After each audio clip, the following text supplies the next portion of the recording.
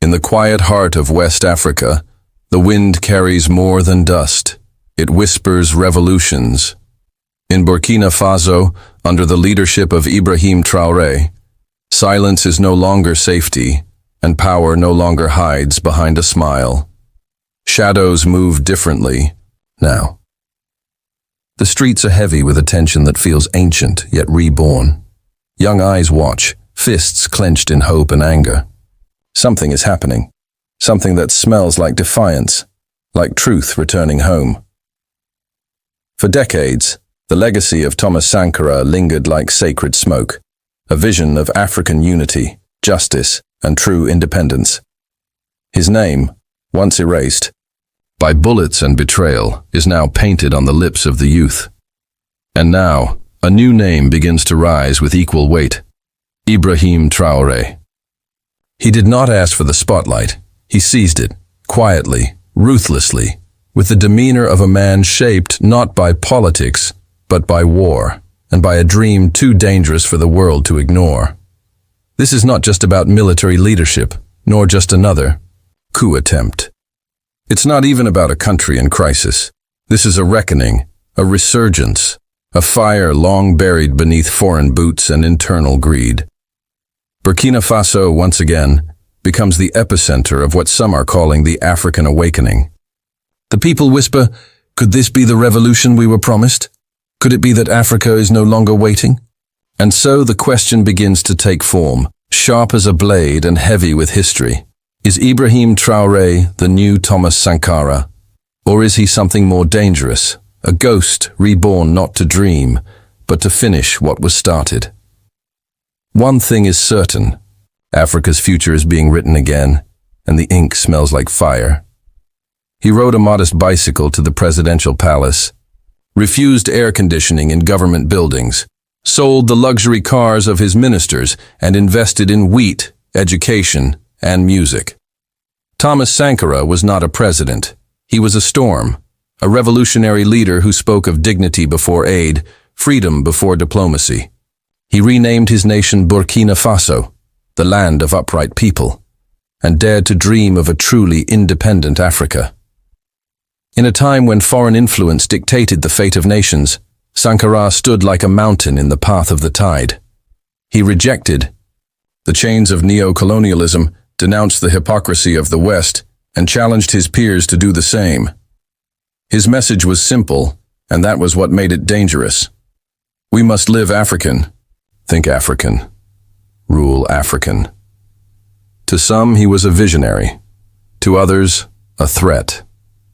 The cost of such clarity was fatal. In 1987, he was gunned down by those he once called brothers. His voice silenced, but his spirit never buried. Across West Africa, whispers of his name became songs, then chants, then ideologies. His speeches, once banned, now echo in classrooms and protest marches. The seeds of pan-Africanism that he planted are blooming again, this time with new names and younger faces. And yet through it all, one truth endures like fire under ash. Thomas Sankara did not die. He was planted. And now across the soil of revolution, his legacy is rising once more. But not as memory, as a mirror. He was not born into fame, nor did he crave it. Ibrahim Traoré emerged not from the spotlight, but from the dust of the battlefield, young, composed, unreadable. In his eyes, the fire of a generation betrayed by promises. At just 34, he led a military coup that shattered the old guard and stunned the world. To some, he was an insurgent. To others, a savior. But to many in African politics, he became a symbol, the rise of youth in power. In a country plagued by terror, corruption, and foreign meddling, Traoré spoke in clipped, calm tones, not of conquest, but of liberation. He named the enemy, without fear, neo-colonialism. He exposed the quiet theft behind aid packages and the invisible leash of foreign diplomacy. His message was not polished, it was raw, and it struck deep. We must reclaim our land, our destiny, our voice, he said, and the people listened, especially the young. Unlike the polished suits of global forums, Traoré wore fatigues. He did not negotiate with those who dictated terms from abroad. He expelled foreign troops, rejected imposed policies, called for African unity in ways that reminded many of Sankara, but colder, more tactical. He was not playing politics. He was waging war, not just with weapons, but with identity, with sovereignty, with truth. The truth about Africa. And so, in the eyes of many, Africa is rising once again, not through elections or debates, but through bold, controversial defiance. Ibrahim Traoré may not smile often, but when he speaks, a continent listens, and that's silence from the West. It says more than words ever could. Across time and silence, two figures, decades apart, speak the same language of resistance. Thomas Sankara and Ibrahim Traoré are bound not by blood, but by belief. Both men stood before their people and declared in different eras but with identical fury, Africa will not be owned, Africa will not be managed, Africa will rise. That is not coincidence, that is continuity. Anti-colonialism was the drumbeat. Beneath every Sankara speech, not just rejecting foreign control, but building internal dignity. He banned luxury, invested in agriculture, and urged his nation to grow what it eats, wear what it weaves. Decades later, Traoré revives that same heartbeat, calling for self-sufficiency, land reform, and rejection of the foreign dependency. Trap. He speaks of Burkina Faso becoming the land of steel, not submission. Both leaders view the youth not as tools of propaganda, but as the fire itself. For Sankara, young people were the builders of a new reality. For Traoré, they are the army behind a psychological revolution. It is no accident that Traoré himself is so young. He is not a leader above the youth. He is the youth, stepping into power not to negotiate, but to reclaim. This is youth in power, armed with purpose, shaped by struggle. The dream of Pan. Africanism, buried and resurrected again and again, now finds itself reborn in uniform, holding a rifle in one hand and sovereignty in the other. Sankara and Traoré both ask the same question. What does it mean to be African, truly free and ungoverned by foreign hands? Their answers may differ in tone, but not in fire. Though their flames burn with the same defiance, Thomas Sankara and Ibrahim Traoré walk different paths through a battlefield that has evolved. Sankara led with vision, poetry, and an unshakable faith in humanity's capacity to change. His revolution was idealistic, almost romantic, built on speeches, dreams, and integrity. Traoré, however, inherited a darker world. His revolution is not one of theory, but survival. Today's Burkina Faso bleeds under the shadow of terrorism, mercenary networks, and fractured allegiances. Traoré governs not from the luxury of hope, but from the necessity of defense. Where Sankara sang about trees and tractors, Traoré deals in drones, sabotage, and disappearing borders. His war is not just against foreign influence, but against chaos itself. And in that chaos, the rules are fewer, the choices heavier. Sankara believed in collective consciousness, that if people were shown the truth, they would walk toward it. Traoré, by contrast, sees how truth can be twisted, silenced, or bought. His strategy is colder, more closed. Where Sankara opened his revolution to the public square, Traoré operates like a general in an invisible war, trusting few, revealing less, not because he lacks vision, but because his world punishes transparency. And still, beneath these differences, the same desire pulses: freedom. For Sankara, freedom was dignity. For Traoré, freedom is protection, from control, from foreign hands, from fragmentation. Their roads are different, but they lead to the same mountain. And that mountain still bears Sankara's name, whispered now in a different kind of storm. A dusty checkpoint on the outskirts of Ouagadougou. The sun is merciless, and the mood is tense. A convoy waits, silent, unmarked, unbothered. A young man steps forward, plain fatigues, no insignia, no medals. His boots carry the weight of command, but the guard at the gate, a man trained to recognize power by uniforms and titles, sees nothing worth saluting. "You can't pass," the guard mutters, chewing on his words with superiority. Orders from above. No one without authorization, especially not your kind. There's a pause.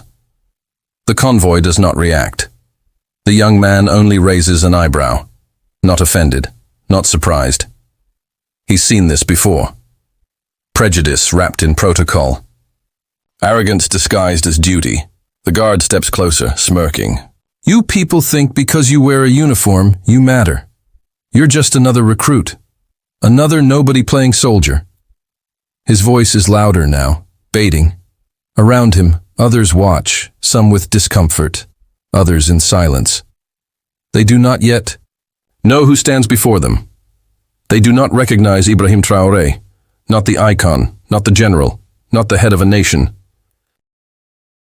There is no need for Traoré to raise his voice, no need to respond with ego, because behind him, the radios crackle. A black SUV door opens. Out steps a commander, decorated, eyes sharp. "Stand down," he says to the guard, who stiffens in confusion. "You just denied passage to the president of Burkina Faso." Silence, then panic. The guard's mouth opens, but no words come. Only shame and fear. Time slowed. The guard's uniform, once a symbol of control, now clung to him like shame. Around him, soldiers straightened, faces drained of color. Eyes that had dismissed now widened with realization. This wasn't a mistake. This was humiliation. Public. Permanent. Ibrahim Traoré, the man they had ridiculed, the one they treated like dust, was in fact the storm itself. Traoré said nothing. He didn't need to. His silence echoed louder than any reprimand. One by one, the guards dropped their gaze. The arrogance in their bodies melted into rigid fear. And in that moment, the truth was clear. Respect cannot be demanded by rank alone. It is carved through action, through history, through fire. Traoré was not just a soldier. He was the pulse of a rising continent. A convoy officer stepped forward, slow and deliberate. "Mr. President," he said, voice steady, "shall we proceed?" Traoré's eyes lingered on the trembling guard, but he did not speak. He simply nodded, once. The SUV door opened again. Traoré entered. No threats, no vengeance, just clarity, the kind that lingers in the air like smoke after a gunshot. Behind him, the checkpoint fell into stunned silence. A few murmured apologies. Others stood frozen. But the lesson had been delivered, not with force, but with presence. Africa's future had just walked through their gate, and they nearly closed it in his face. As the convoy disappeared beyond the checkpoint, what remained was not noise, but a silence heavy with understanding. Ibrahim Traoré did not need revenge to prove power. He did not humiliate those who had belittled him. His strength came from restraint, his authority from purpose. In a world eager for conflict, his silence became a mirror, reflecting everything. The continent must become firm, focused, and free.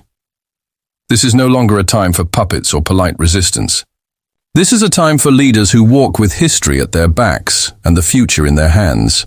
For too long, Africa's politics have been a stage managed from elsewhere, but not anymore. The African Revolution is not televised. It walks in boots. It speaks with dignity. It acts without warning. Africa is rising, not as a dream, but as decision. Ibrahim Traoré's revolution is not loud. It is disciplined. It is strategic. It is Sankara's legacy, not copied, but continued. And while the world debates, doubts, or dismisses, the ground beneath West Africa shifts. This is the awakening. Not one man, not one nation, but a generation unafraid to claim what is theirs. So now the question is yours to answer. Is Ibrahim Traoré the new Thomas Sankara, or the next chapter in Africa's unfinished liberation? Comment your truth. Speak your vision.